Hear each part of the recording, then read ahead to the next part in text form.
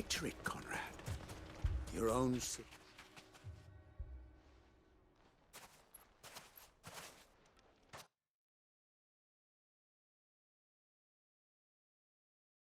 Ah, here she is.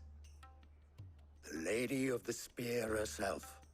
Conrad, may I introduce you to Jane, commander of the Red Wings, the oldest mercenary guild in the Free Cities. A pleasure, my lady. The pleasure is all mine. As I told you, I summoned the commander here from Canver to inquire about a contract. Victor says you told him no. That there aren't any men left to hire. Is that true? True as the crystals cracked. Nobles came and claimed every last one worth his salt. And not just from us Red Wings. You know of the 7 high houses. There must be 2 swords assigned each one. Granted, we have a few boys left. If it's boys you're looking for. Well, Conrad, are you saying that Dalamul's finest cannot defend this town better than a gaggle of unblooded striplings? That a band of beardless youths could better avenge the deaths of your brave men than you yourselves? Absolutely not. We'll show those bastards who they're dealing with.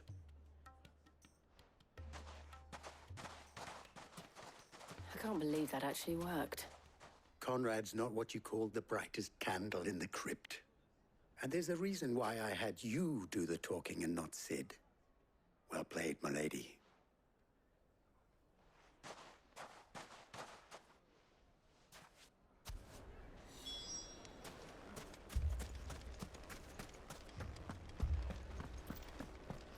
Oh, I'm ruined.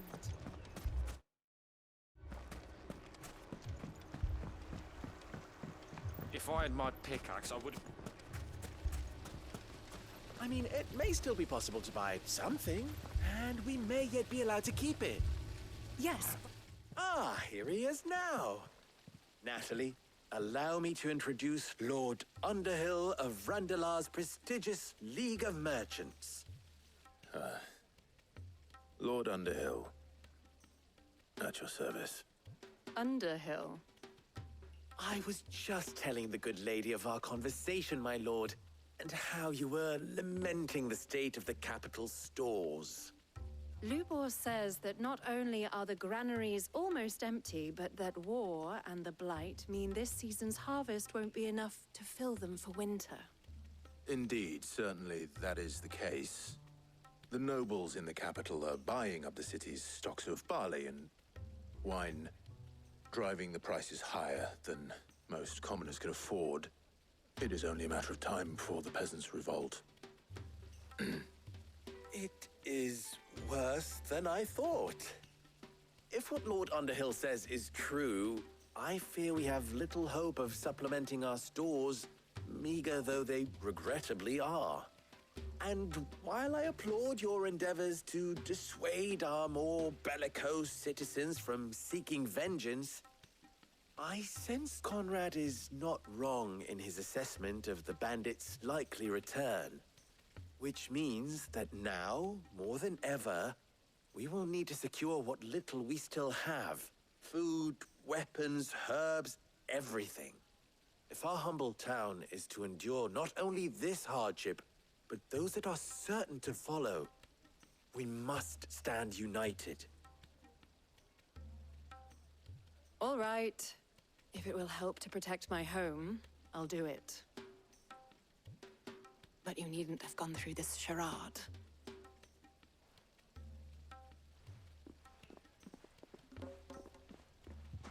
Thank you, Clive. Your performance was nothing if not workmanlike. She saw right through it. I didn't say it was good, merely that it produced the desired effect.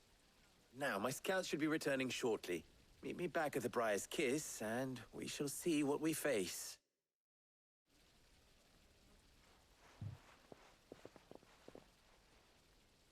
I'm not convinced our roles in this ruse were entirely necessary.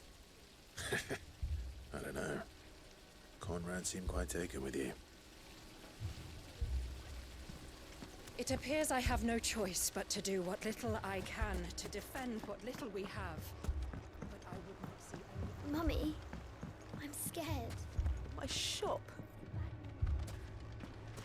Why would anyone do such a thing?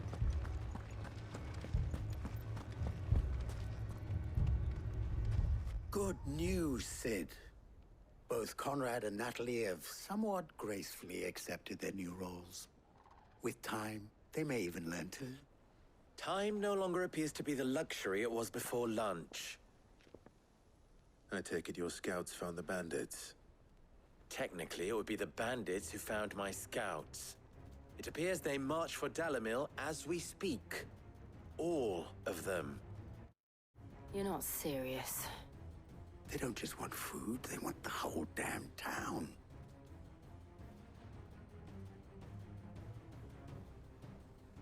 I have a favor to ask.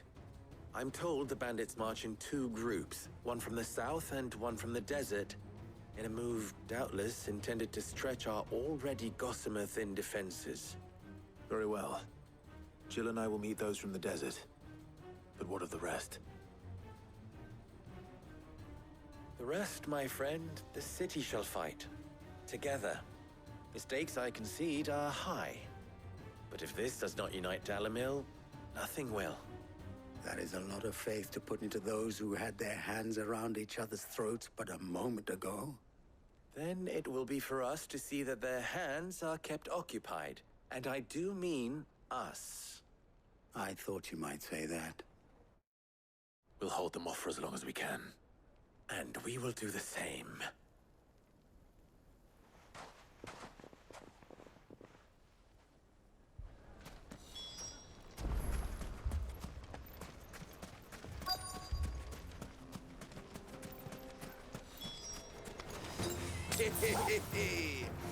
The women folk have come to welcome us. I'll take that one. He's all yours.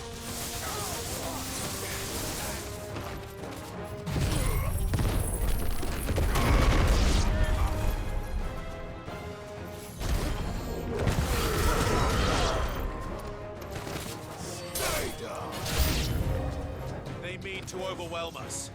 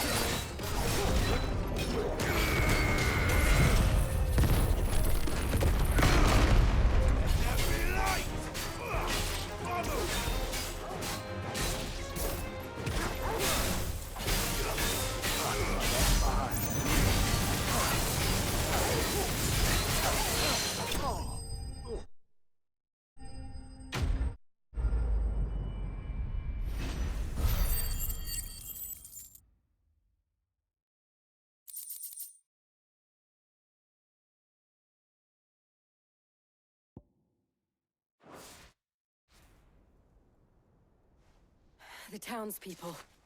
Could they have held out? I don't hear any fighting. What do you think?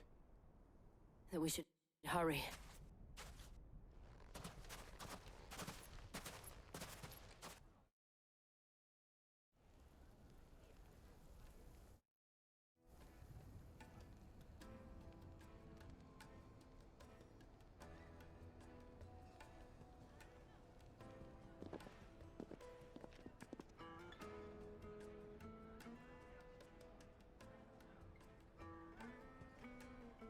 Natalie, I owe you an apology. You did well out there. The inn would have been lost had you not held the line. Without you, there would have been no line to hold. You saved us, Conrad. You saved Alamil. We all saved Dalimil.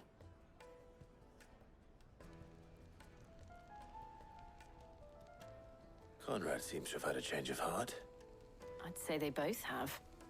I take it from your presence that our visitors from the desert won't be joining us either. Pity. The plan worked, Sid.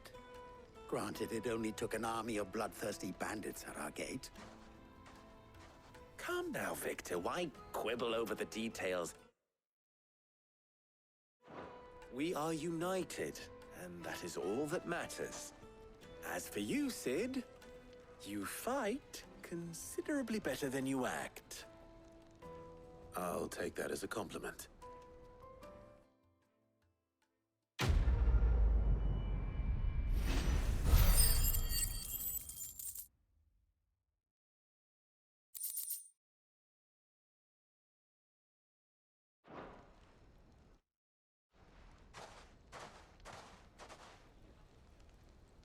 Our friends seem to have things under control. For now, at least. Let's go and put Otto's mind at rest.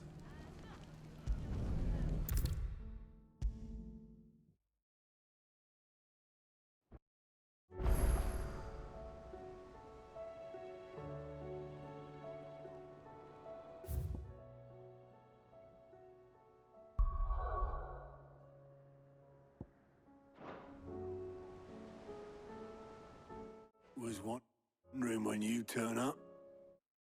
Hellos from all our friends thanking you for your timely intervention.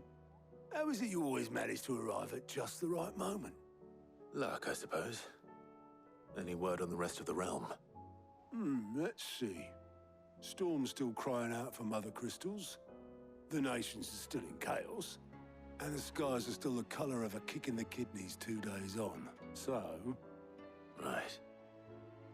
Clive, we knew this was going to happen. Well, not the bleeding skies part, but you take my point. Now's not the time to second-guess yourself. Now's the time to visit the infirmary. Talia says your brother's awake. Thank you, Otto.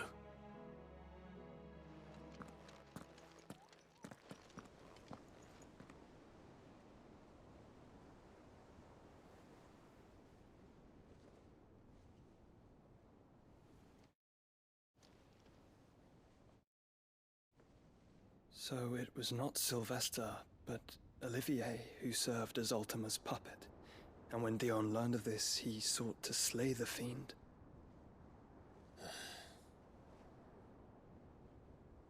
Only for his father to take the spear that would have freed him. Enough to drive a man to madness. Small wonder he hasn't stirred. I would be afraid to wake. Had I but reached out to him sooner, warned him of the threat Ultima posed. But now, both an empire and her prince lie broken. Joshua, what do you know of Ultima?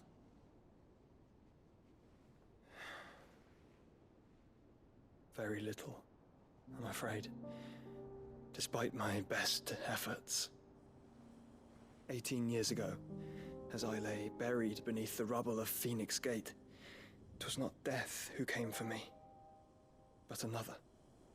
And it was while in my rescuer's care, I first heard of Ultima. I've been chasing his shadow ever since. Ultima is driven by some deep, dark purpose, and for whatever reason, it would seem you are crucial to his designs. He will stop at nothing to have you, even if that means toppling an empire. But why me? What possible use could I be to such a creature? That is one of many answers that have eluded me. Yet, I am certain of this.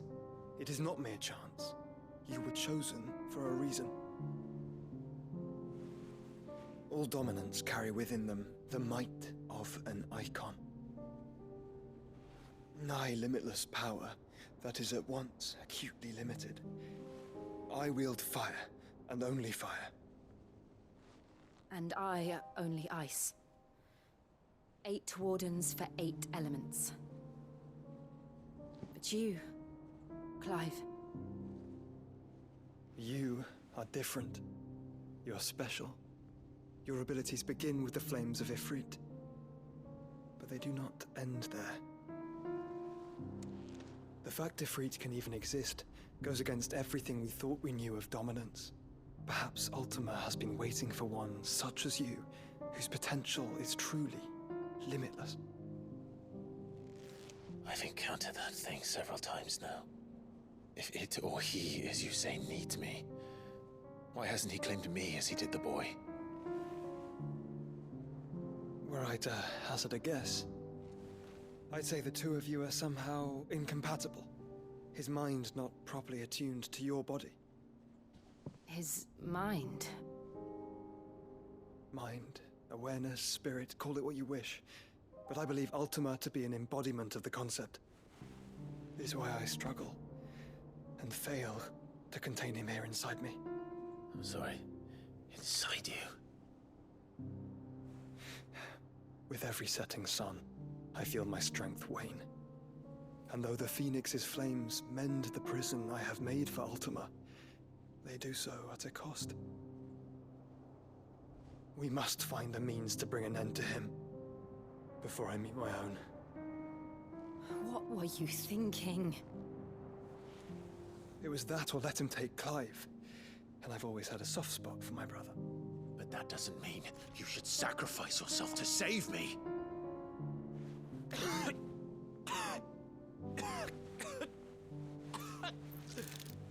Joshua! Clive! It's Gav! There's an army of Akashic at the gates of Canver.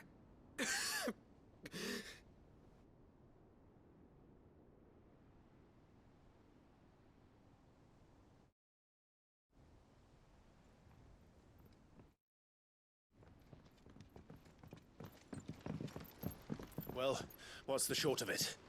I thought Tyre told you.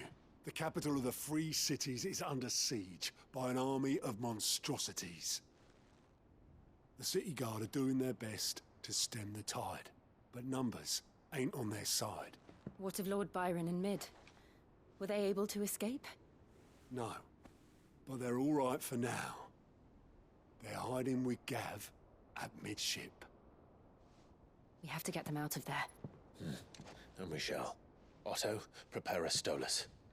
Tell Gav to stay exactly where he is. Understood. Vivian, what's the swiftest route to the Free Cities? That sounds like a question for the map. Look here. This road, through Tabor, should provide the least trouble. Good. What a coincidence. Tabor is exactly where I'm bound. Joshua, bed is where you should be bound. You don't think I told him the exact same thing? Were Tyre not such a talented healer, I would surely have been inclined to agree. But, thanks to her ministrations, I feel I may safely rejoin my attendant, who was to wait for me in Tabor if we became separated. All right, we travel together. Clive! If he stays close to me, he'll be fine. Thank you, brother. I'll look after him.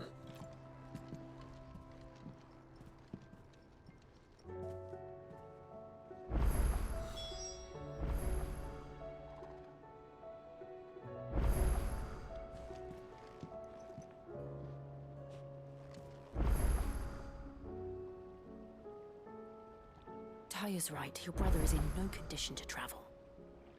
That's all I'll say on the matter. It's Mid, Gav, and your uncle we should be thinking about now. Taya's right. Your brother is in no condition to travel. That's all I'll say on the matter. It's Mid, Gav, and your uncle we should be thinking about now. My attendant was with me in the Dominion before I primed. She would have watched the battle unfold and witnessed its outcome. I trust you'll be waiting for me in Tabor, where I can finally introduce you.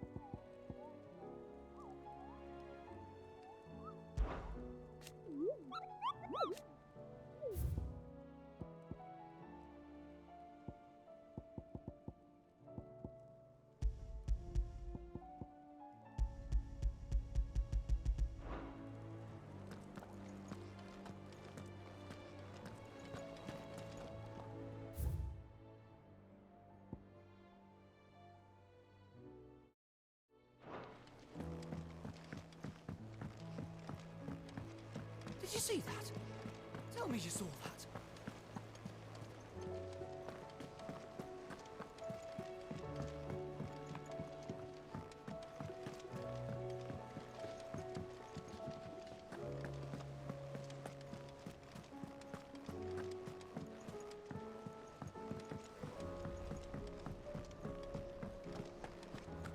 Seems the hideaway's lost its appetite.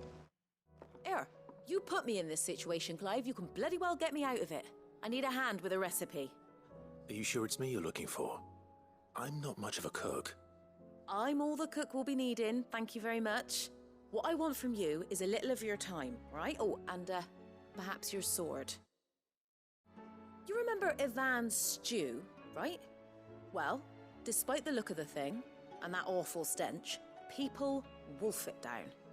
So I thought I'd try making one of these supposed masterpieces myself. Had a peek at the book and gave it a go, but, well...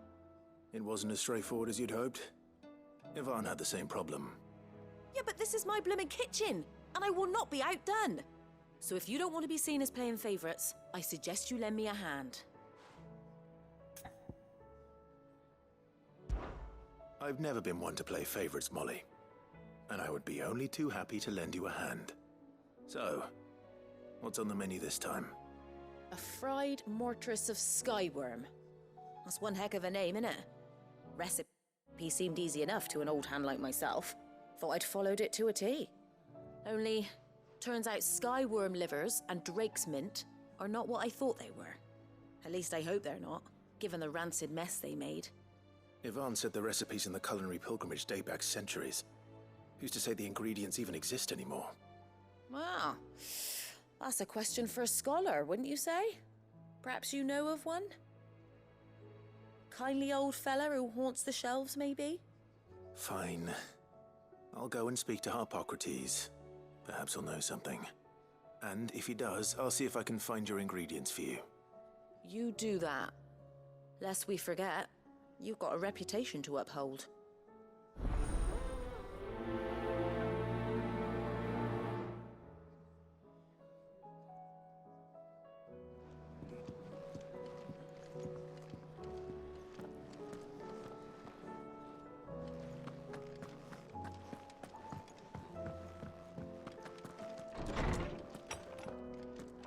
Is a storm coming, Sid? Will there be fun?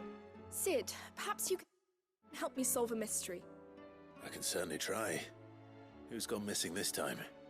It's not who, but what. Mid's scales, the ones she made for her workshop.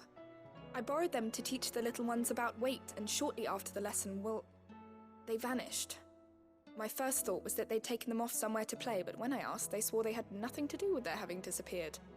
which almost certainly means they had everything to do with it. Perhaps a visit from Sid will jog their memories. I think it just might. Thank you. I don't like to imagine that my pupils would lie to me. But if they have, I'll have no choice but to discipline them accordingly. They were in the atrium when I last saw them, as always.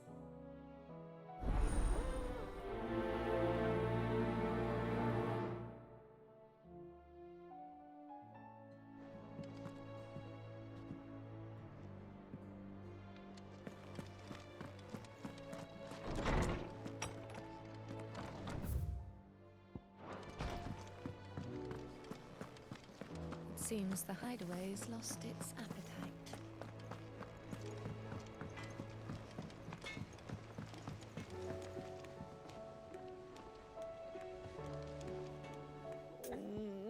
What am I gonna do?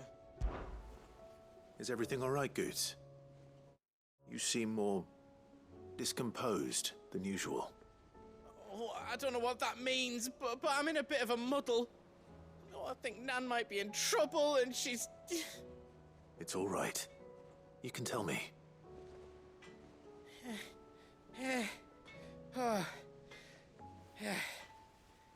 There was a trader came by. One of our usuals, like. Said he'd heard some rotten rumours about her down Dallymill Way. Folk are saying she's been selling to bandits and cutthroats and that. I mean, she's fond of a chance to make a coin or two, aye, but she'd never do business with baddies. Especially not the kind who go hurting people who haven't done out. I wanted to ask her about it myself, but I'm scared she'll give us a tongue lashing. She'd never give your tongue a lashing, though, would she?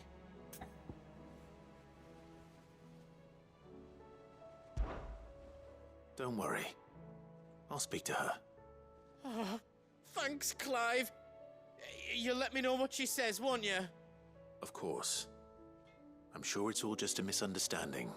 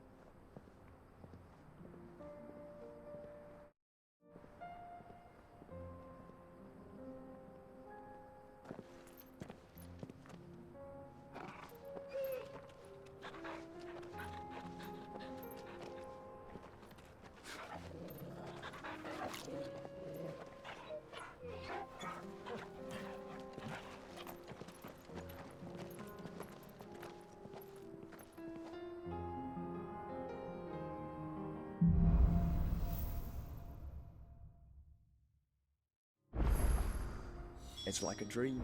The four of us out walking like we used to. Enjoying this, are you? Gav and the others could be in danger as we speak. You're right. I'm sorry.